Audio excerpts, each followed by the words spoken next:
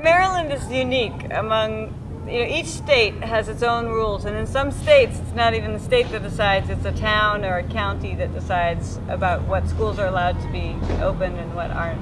In Maryland, the state decides it, and Maryland was started in the colonial times as a refuge for Catholics who were oppressed by the Protestant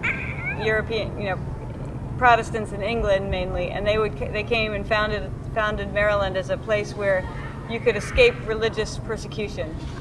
And so it's called the Free State. And so they have very strict laws protecting religious freedom. And because of that, the way they have arranged this school thing, there are a lot of churches that start schools, and they have set it up so that if you are not a church school, you have to get licensed by the state of Maryland, and that means that you have to show that you have a sequential and linear curriculum, is what they call it, and you have to issue grades and credits at the high school level. And so they were not opposed to us existing, but they said there's no exception, there are no waiver processes.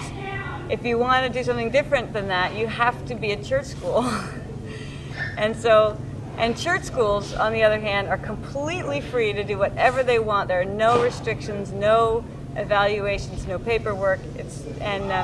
So we at first thought, well, first we said, we don't want to be a church school. We want to be an independent school. And they sort of shrugged their shoulders and said, sorry, there's no exceptions to this policy. And so then we went to the Quakers and we went to the Unitarians and churches that were sort of liberal-minded and thought maybe we could work with them.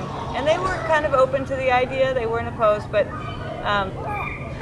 they, we realized in talking to them that we would not be a priority for them, and that they would be taking a big liability risk and probably get uncomfortable with things like our students going off campus and all those kinds of things, and that it would really be an uncomfortable situation to be dependent on a church for our existence.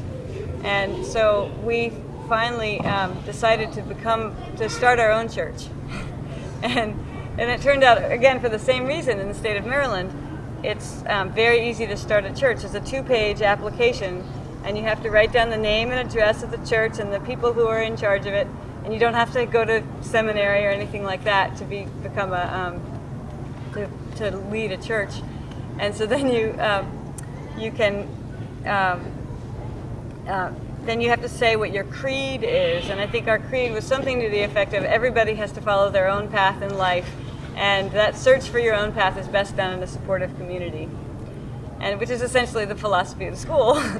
And so and then we had to, of course, we couldn't just fill out this application and send it in, then we had to make it real. And so we had to actually have meetings and all of that kind of stuff. And so we set it up sort of similarly to the school, which is that the official church and what it was sort of an empty container, and that as people moved through it, that they could create things and have things go on that they found interesting and useful. And so we call them study groups, for lack of a better word, but we have this, our Fairhaven Fellowship has groups that we have a group that gets together to do modern dance. We have a group that is a book discussion group. We have a music group. We have, what else? There was a yoga class for a while. Cooperative housing group. Oh yeah, there's a cooperative housing group. There's a group of people. We seem to have a lot of parents who are healer, alternative medicine people in one way or another, and they had sort of workshop get-togethers to try to share ideas, that kind of thing. And so it's become sort of a way that parents can hook into the school community without being actually on campus during the day and be part of things. And that's been really nice. It's actually turned out to be a nice thing. And then we have every month we have a parent support group for the parents who send their kids to the school, which has been really, really helpful, I think, in keeping parents satisfied with what we're doing.